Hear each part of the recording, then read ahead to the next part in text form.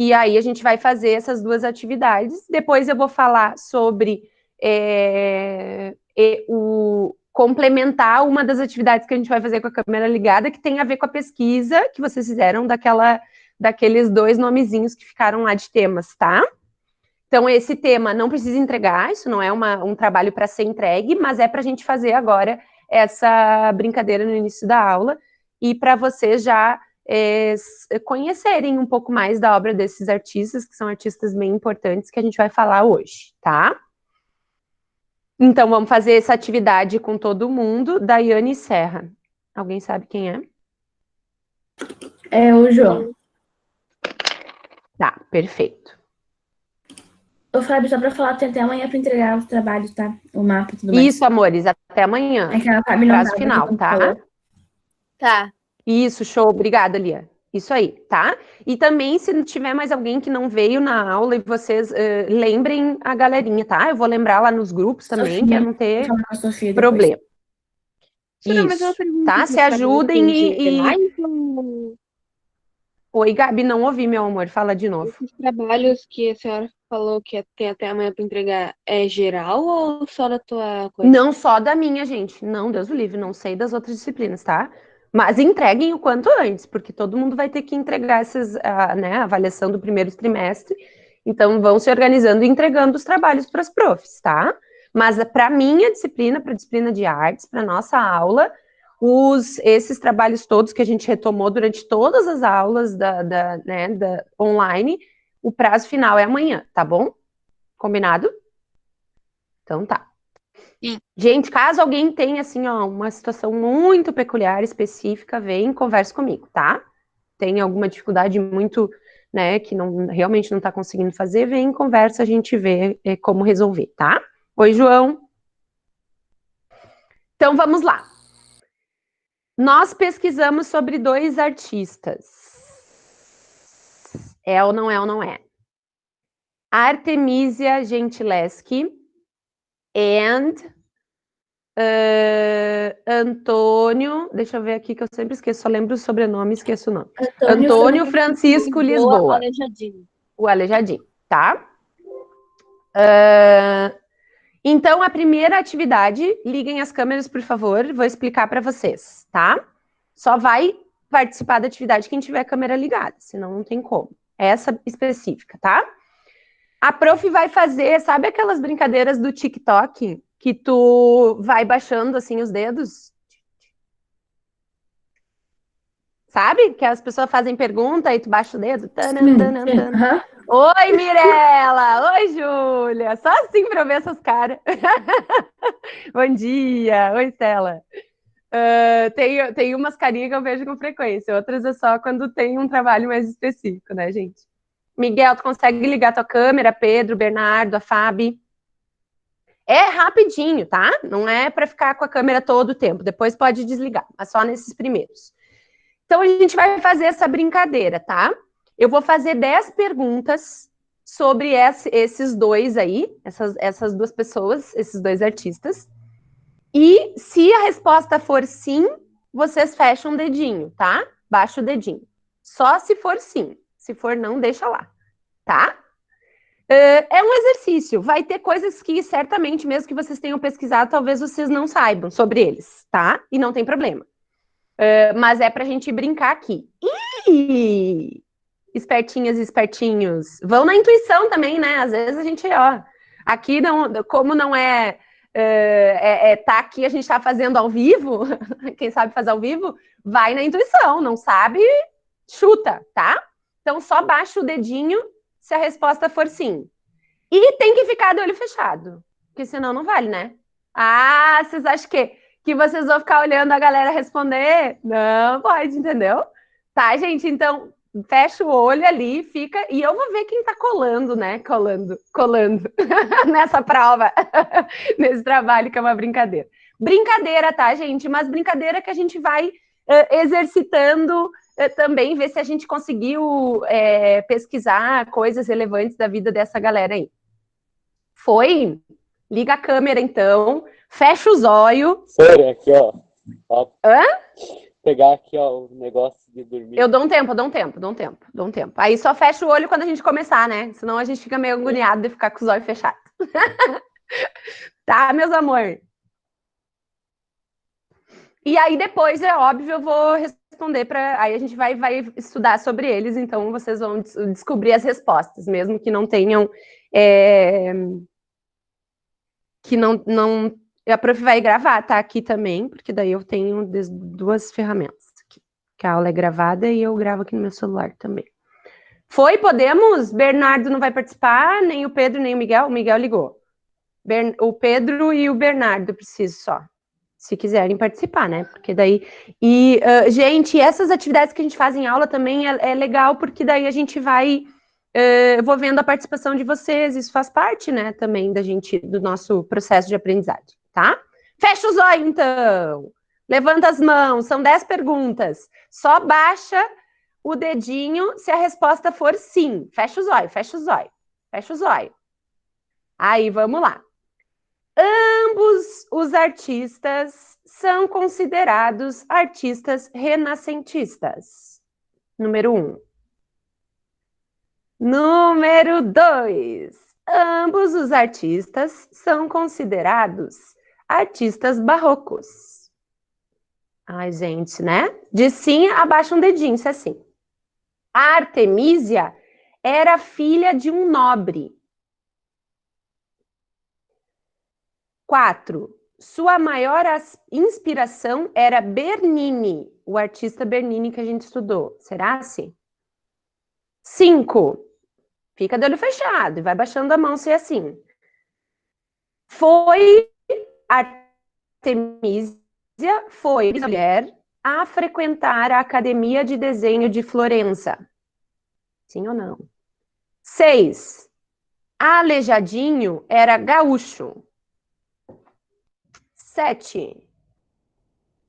Seu apelido do Aleijadinho se deu porque ele teve uma doença quando era criança que modificou o seu corpo. Sim ou não? Sim ou não? Ele era filho de um renomado arquiteto com uma mulher escravizada. 9. Seus trabalhos seguiam puramente o academicismo italiano. E 10, do Aleijadinho ainda, produziu mais de 400 obras ao longo de sua vida. Foi? Pode abrir os olhos! Galera, e aí? Muitas dúvidas? Ô, Sora, essas perguntas... Eu acho que eu errei tudo. Vamos às respostas, então? Vamos ver quantos dedinhos vocês baixaram. Agora é que eu vejo que a Wikipédia não ajuda. Nem sei. Não, né, galera? A Wikipédia tem algumas coisas, outras nem tanto. Mas eu disse, tá? Eu disse que era um exercício que a gente ia... Vamos resolver essas questões todas aí agora, tá? Quantos dedinhos vocês baixaram em média aí? Fala pra mim. Deixa eu ver quantos que estão certos, que aí eu vou dizer quantos tem. Entre 7 ou 6, que eu não sabia de um. Se ele era mineiro ou se ele era gaúcho. Não, ele é mineiro. A maior inspiração era Beni. Foi a primeira artista. Acho que uns 5, 6. Aleijadinho. Seu apelido se deu porque teve... Não. Era filho de um renomado arquiteto. Produziu mais... Quem baixou 4 dedinhos, claro, né? Não quer dizer, agora a gente vai ver uma por uma. Mas foram 4 perguntas que a resposta era sim, tá? Agora vamos ver quais eram. Eu achei sim. A prof pode desligar agora a câmera se quiser, tá? A gente vai, a prof vai compartilhar. Abaixou 5. Agora a gente vai ver quais são as respostas, tá? A prof vai compartilhar um material e depois a gente faz a segunda atividade que vai precisar da câmera. Essa, por enquanto, não. Então, vamos ver as respostas, vamos conhecer um pouquinho mais sobre a internet está ruim, tá bom, Iago? Aí vai vendo como vai conseguindo acompanhar. Se não... Ui, o que eu fiz? Eu apertei uma coisa aqui. Não sei o quê. Tá. Se não conseguir acompanhar... me diz daí, tá, Iago? E qualquer coisa depois olha a aula também, caso fique muito travado. Amores, estão enxergando? Só dá um gritinho. Sim. Sim. Então tá. Isso pode ser um quando eu digo um gritinho, né? Galera, então a gente pesquisou sobre esses dois artistas, que são artistas muito importantes de que período, gente? Do Renascimento ou do Barroco? Do Barroco, né, Sora? Do Barroco, né? Essas as duas primeiras eram fáceis, era bem pegadinha essa daí. Verdade. Essas primeiras, tá? Ô, Sora, pior que eu tinha lido que o Aleijadinho, eu li lá numa revista, que ele também imitava algumas obras do Renascimento, tipo, ele não imitava, mas ele pegava algumas vezes, peças, gente, uma coisa do tipo. Sim, é que às vezes é complicado a gente dizer assim, porque muitos desses artistas foram considerados de determinado período, é importante essa reflexão que o Miguel traz, de determinado período depois que, né, a partir dos historiadores, assim.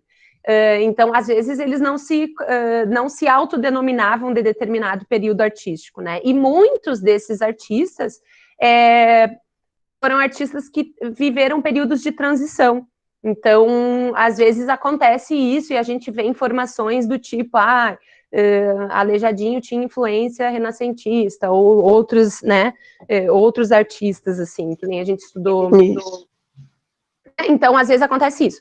Mas eles são esses dois, especificamente, eles são, por mais que tenham até tido alguma influência de algum outro artista do período do Renascimento, que é o período anterior ao Barroco, né, eles são considerados artistas barrocos, tá? Pelo menos pelos materiais que a prof utiliza como referência, tá? Então, artistas do período do Barroco, a Artemisia Gentileschi, a prof está trazendo para vocês, ela não é uma artista muito conhecida, aliás, ela é bem conhecida, mas, assim, tradicionalmente, ela não é uma artista estudada. Na história da arte, por muito tempo ela não foi reconhecida como uma artista importante, e a partir dos estudos mais dos anos 60, 70, que começaram a estudar, trazer essas mulheres, procurar quem eram as mulheres artistas na história da arte, que ela foi considerada, então, foi olhado para o trabalho dela, né, e que ela passou a ser considerada uma artista importante, tá? Fala, Lia. Tu ia falar com a prof, né? Não, porque estava escrito ali, acho que foi na Wikipedia que eu vi que, da época, ela era a pintora mais bem-sucedida. Eu acho que era mulher, no caso, né? Pintora mulher. Sim, mais gente. bem-sucedida. Sim, ela foi reconhecida na época como uma grande artista, depois de batalhar bastante para isso. Ela tem uma história de vida bem complicada, assim. Primeiro que ela é uma mulher num universo que era completamente dominado por homens, né? Na época do Renascimento surgiu muito essa questão dos mestres e de aprender as artes do ofício, ou a arte de pintar. Tu só podia ser considerado um grande pintor ou um grande escultor, e estou falando no gênero masculino porque a maioria eram realmente homens, se tu passasse por essas escolas e que tu tinha que fazer estudo de anatomia, tu fazia estudos com modelos vivos, e isso não era permitido para as mulheres na época. Imagina uma mulher estar frequentando... Primeiro que as mulheres não frequentavam as escolas, né, nenhuma. E segundo que... imagina as mulheres frequentar essas escolas de pintura com modelos vivos e nudez e essas coisas, nada disso podia, né, na época para as mulheres. Só que a Artemisia Gentileschi, ela era filha do Horácio, não sei como é que fala, mas deve ser assim, Gentileschi, e ele era um pintor. A mãe dela morreu quando ela era novinha, e ela foi criada pelo pai, que era pintor. Então, ela estava dentro dessa... ela estava muito imersa nesse processo de produção, sempre, né, com o pai, enfim, e ela foi aprendendo junto com o pai a pintar também. Então, por isso que ela teve acesso a esse universo, principalmente porque o pai dela era pintor. Enfim, ela é considerada uma das principais artistas do século XVII, né, que é esse período que ela produziu artisticamente, que é o período do Barroco também. Ela é uma artista italiana, tá? Teve um período da vida dela que ela estudou com o pai, designou a um artista que chamava Tassi a incumbência de fazer com que ela aprendesse a perspectiva. Lembra que a gente falou sobre perspectiva, que os renascentistas estudavam muito essa questão de profundidade e de perspectiva, né, de conseguir reproduzir nas obras que coisas ficam mais na frente, coisas ficam mais atrás, né? E esse cara foi, o pai pediu para ele ajudar ela a aprender isso tudo. E ele violentou ela sexualmente. E aí ela passou por um período, aí ela entrou na justiça contra esse cara, né? Que já tinha vários relatos de outras mulheres que tinham sido abusadas por ele, enfim, e, enfim, ela passou por... O julgamento dela durou muito tempo, ela foi submetida a uma série de tortura. Na época, assim, as mulheres não eram ouvidas, né? Se tu fosse violentada, a culpa era tua, né? Não era das pessoas, dos caras que te violentaram. Então, ela passou por esse processo. O próprio Tassi contratou umas testemunhas para dizer que ela era uma mulher uma garota de programa, uma mulher que fazia programa. Mas no fim das contas todas, ela conseguiu vencer esse julgamento, que também é uma grande vitória, né, na época para as mulheres, assim. E logo depois ela se casa com outro pintor também, e ela vai se mudar lá para Florença. E aí ela desenvolve a vida artística dela separada do pai, né? Sem essa sombra do pai dela, porque antes era tudo o pai, né? Que era o Gentileschi, que era o cara que era considerado pintor. E aos poucos ela foi conquistando, então, o espaço dela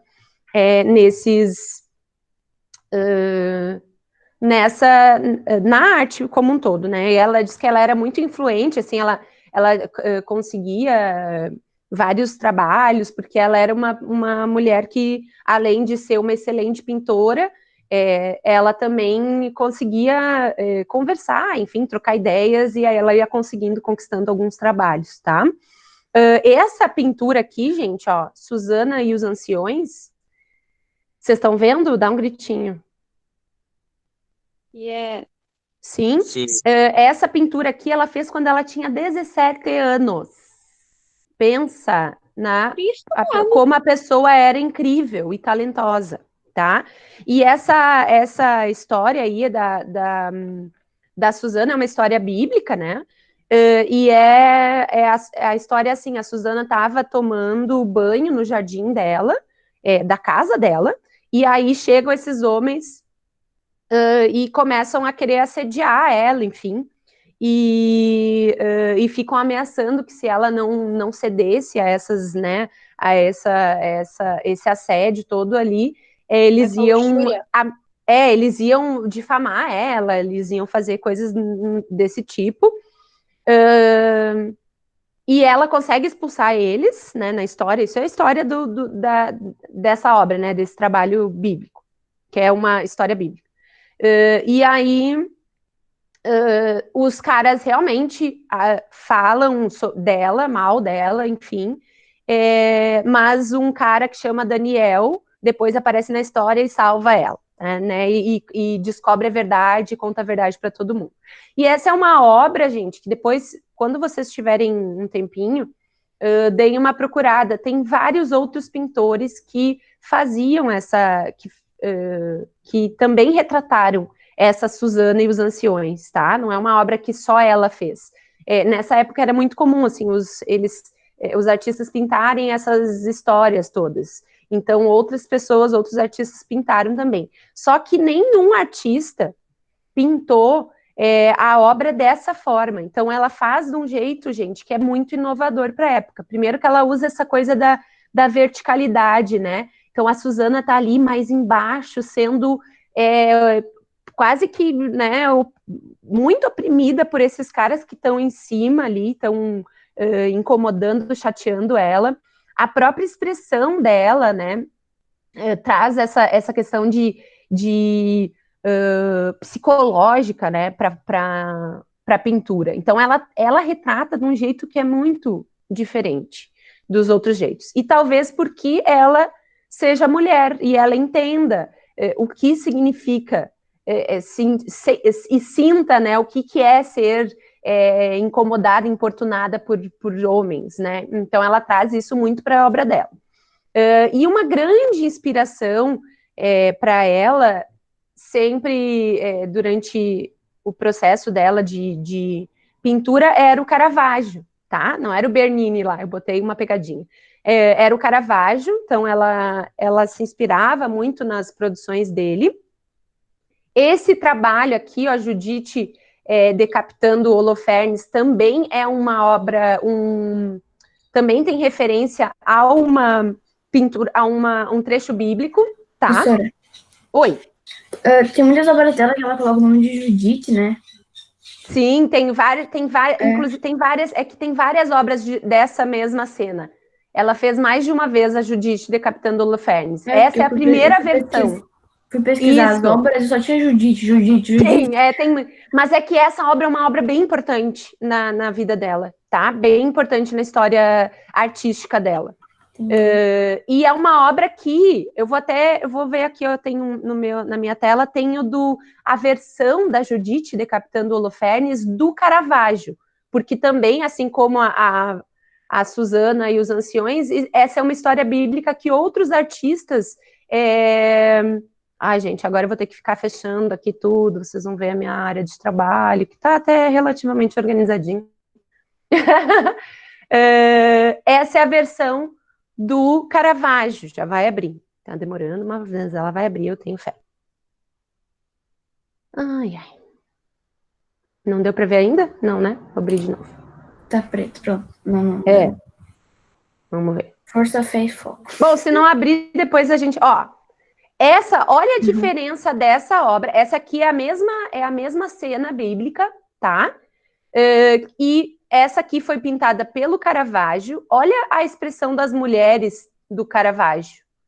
E olha como ele coloca muito a questão uma mulher uma mulher que está aqui meio em dúvida, meio impotente, meio donzela ainda, né? E olha a Judite da Artemísia. As mulheres estão em cima dele, e é óbvio que se elas decapitaram o cara, né, ali nessa história, não dá para decapitar um cara usando a espada assim, né, de longinho, que nem o Caravaggio fez ali, né, a pintura. Então ela traz isso para a obra dela. Isso é muito forte para a época, tá? Porque apesar de ser uma cena realmente forte, né, e contar uma história bem... né? Como é que é a história dessa arte, né? Dessa pintura é uma história... É que essa Judite, ela... dizem que... Já vou falar, Júlia. É a Júlia, né, que falou comigo. Dizem que...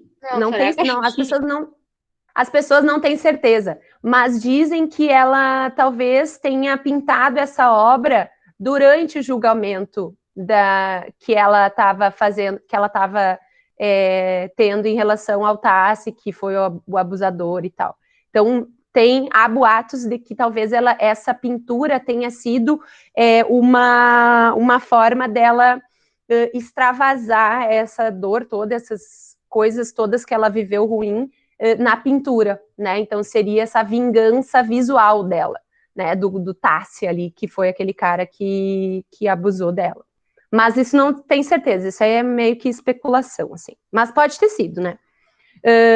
Essa história é a história da Judite, que ela vai armar para matar esse general, era um general, Holofernes. Então ela leva ele para jantar, e ele se embebeda, fica bêbado, e aí ela mata o cara com a ajuda da Abra, né, que é uma aliada dela ali, que ajuda ela a matar esse cara aí.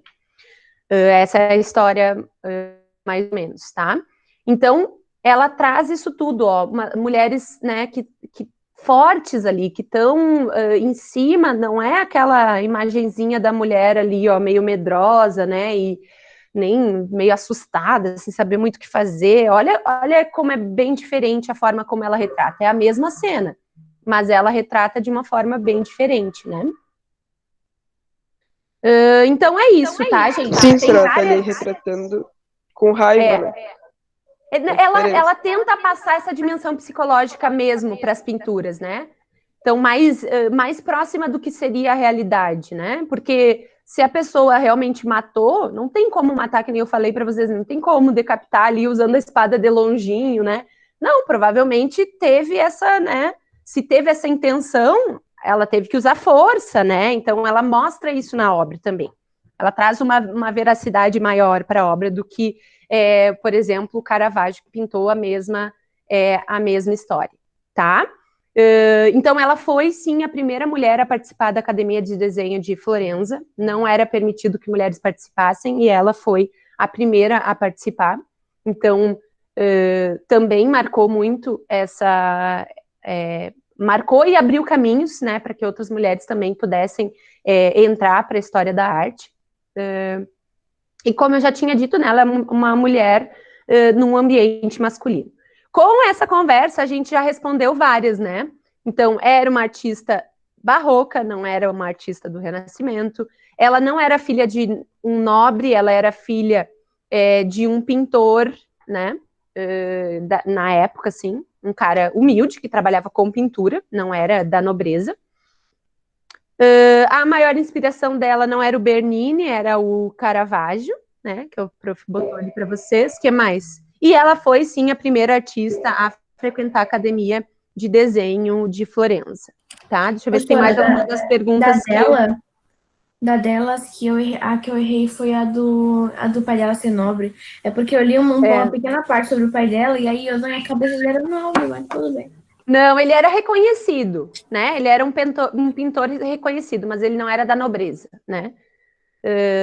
Então, é isso para a gente... Claro, umas pegadinhas, né? A prof fez uma brincadeira também nesse início da aula. Mas é porque é legal, porque daí a gente exercita também, né? Primeiro que você já vem para a aula sabendo quem são essas pessoas, assim, minimamente, né? Então, não é uma... A prof só orienta um pouco mais as descobertas de vocês, mas aí vocês já estão sabendo um pouco dessas histórias. E aí é legal, eu acho interessante. Vocês são responsáveis também pelo processo de aprendizado de vocês, né? Não é a prof só, que muito mais vocês do que a prof, provavelmente, tá? E aí, gente, Aleijadinho, vamos lá para esse grandíssimo nome da pintura do barroco brasileiro. Então, é um brasileiro, ó, primeiro que a gente fala, né, na história do barroco. Primeiro artista brasileiro que a gente fala. Ele não é do Rio Grande do Sul, não. Ele é lá de Ouro Preto, de Minas Gerais. Teve uma pergunta que eu me confundi se ele era gaúcho ou não, porque eu sou muito ruim de geografia. Aí ele falou ele não é gaúcho. Minas Gerais, que eu me lembro. Minas Gerais. Falei, mineiro, ele é mineiro. Então eu não marquei, mas eu tô ficando porque eu sou muito ruim de geografia. Não, era uma pegadinha também. Não, ele não é gaúcho, ele é um artista mineiro, tá? Lá de Ouro Preto. Ele trabalhou a vida inteira lá e as obras todas que ele fez estão lá, né? As principais obras. Ele era filho, olha que interessante, gente. Esse cara é muito genial, assim, é muito importante a gente estudar ele, tá? Ele era filho desse cara, Manuel Francisco Lisboa, que era um arquiteto, né, e um mestre de obras bem reconhecido lá de Minas Gerais, que era casado com uma outra mulher lá, e ele teve vários outros filhos, e teve o Antônio Francisco Lisboa, com uma mulher escravizada, né? Essa Isabel era uma escrava, e aí ele teve esse filho com ela, né? que é o Aleijadinho. Já vou falar o motivo da questão de ele ser chamado Aleijadinho. Então, ele era um homem negro, gente, né? Numa época, assim, que ainda era uma época que ainda estavam se tentando trazer essa questão da abolição, né? Não tinham conquistado ainda completamente isso. Então, ele é muito importante também por isso, né? Ele teve a liberdade dele porque o pai dele deu a liberdade para ele, né? Deu. Daquele jeito, né, gente? Concedeu essa liberdade para ele, então ele só nasceu livre em função de ter esse pai, que era um pai que tinha influência lá na sociedade da época, tá? Quando ele tem mais ou menos 40 e poucos anos, 47, dizem, né? Mas, enfim, tem outras... tem gente que diz que é outro período da vida.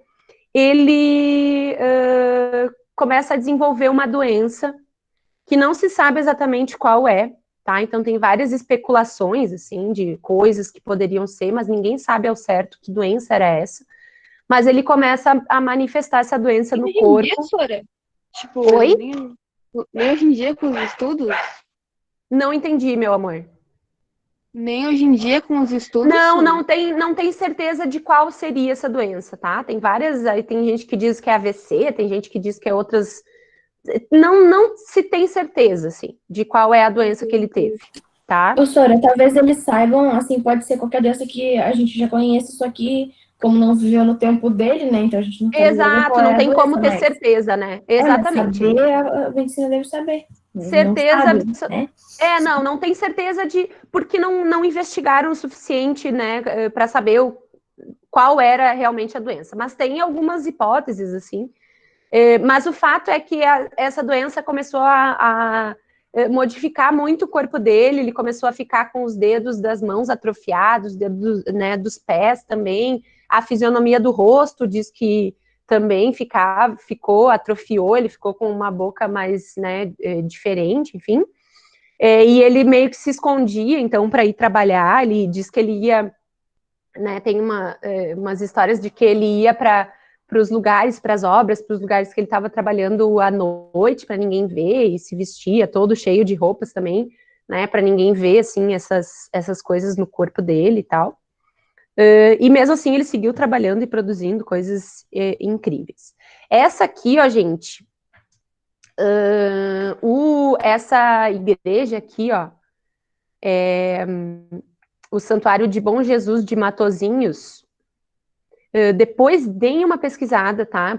Trouxe essa imagem porque eu achei a que dava para ver um pouco melhor. Mas assim, ó, ele que esculpiu essas esculturas aqui, ó, e são 10 esculturas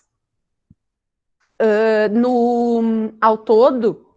Deixa eu achar aqui que eu anotei essa para falar para vocês. E eram esculturas dos apóstolos, não, eram também relacionada com o Antigo Testamento. Ai, gente, cadê aqui? Deixa eu achar só. Aqui. Os profetas do Antigo Testamento, tá? Do Antigo Testamento.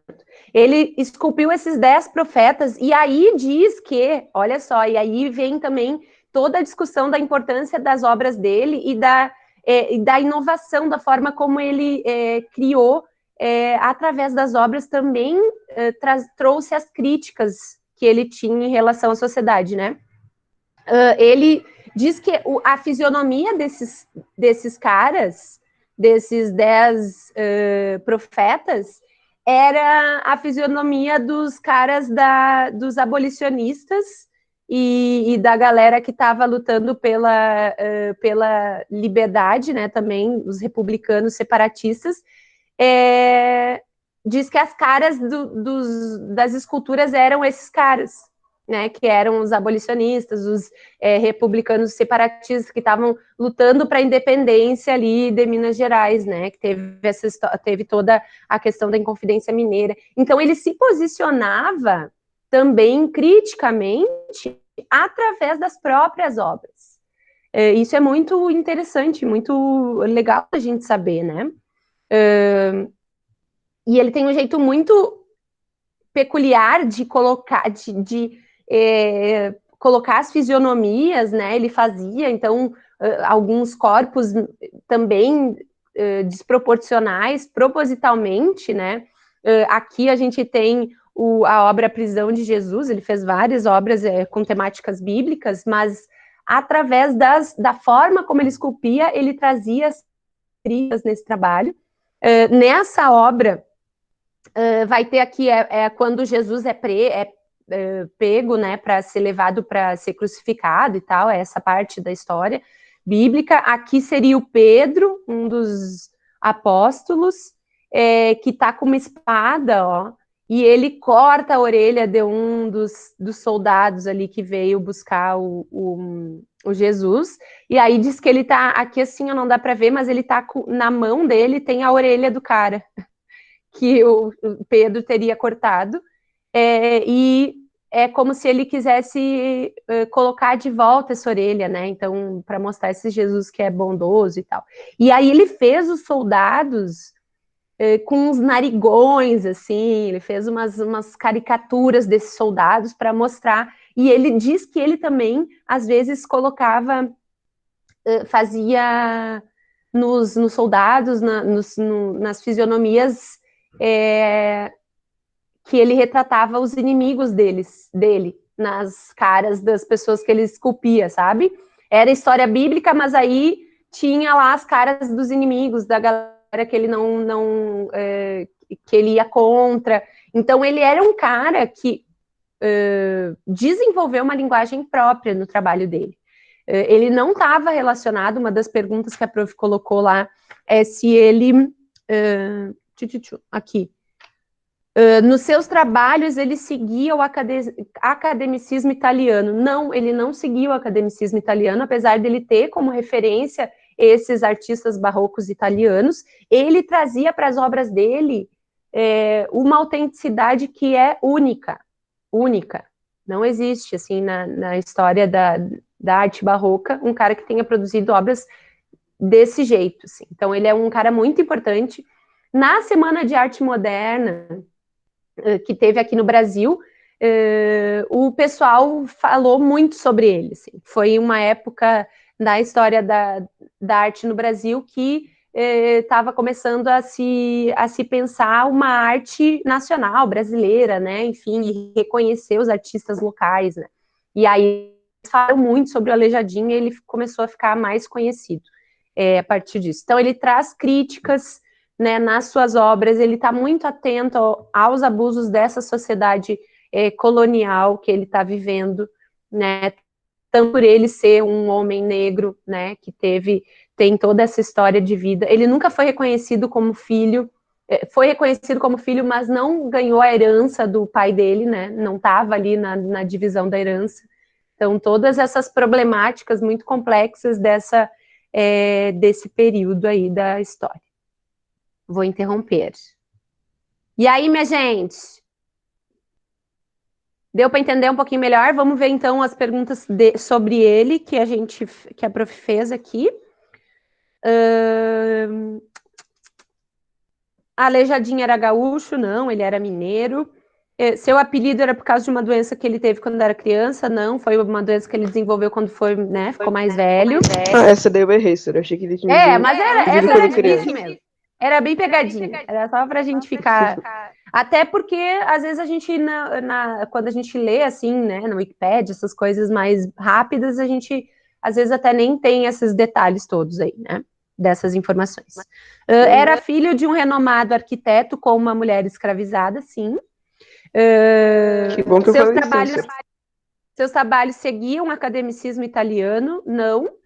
Ele até era inspirado nisso tudo, porque, né, foram trabalhos trazidos com a colonização, né, aqui, então a galera que colonizou trouxe essas referências, né, mas ele produziu uma obra muito autoral. E dizia que ele era autodidata, ele gostava muito de ler histórias bíblicas, e também estudava bastante anatomia. A galera nessa época fazia muito isso, né? Estudava anatomia para saber como reproduzir, como pintar essas obras e tudo mais. Tá, gente? É isso, meus amor. Vou tentar fazer o último trabalho, bem rapidinho. Liga a câmera aí para a prof. Deu para entender? Deu para entender? Eu vou mandar depois esse material, tá? Fica aí com vocês. E semana que vem a gente vai finalizar o estudo do barroco, tá? Então, gente, no trabalho de agora, obra em movimento. Só para a gente brincar aqui nessa aula online, tá? Quem fez, faz de novo, é um exercício, uma brincadeira, não precisa ter muito espaço, se tiver só esse quadradinho aqui, já tem como fazer bastante coisa, tá? A prof vai mostrar para vocês o material que eu entreguei lá, tinham várias obras, e aí a gente vai, a partir dessas obras aí todas, escolher fazer 3 poses, tá? Com referência nessas obras. Então, observa ali, e aí a gente vai fazer 3 poses. Agora eu vou compartilhar a tela, tá? Então, prestem atenção nas imagens. E aí vai pensando as poses. Vão ser só 3 poses rapidinho. Opa, oitava.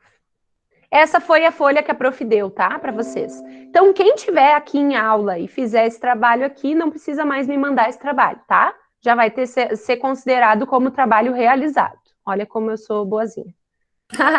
Né? Que bom, eu fiz mesmo.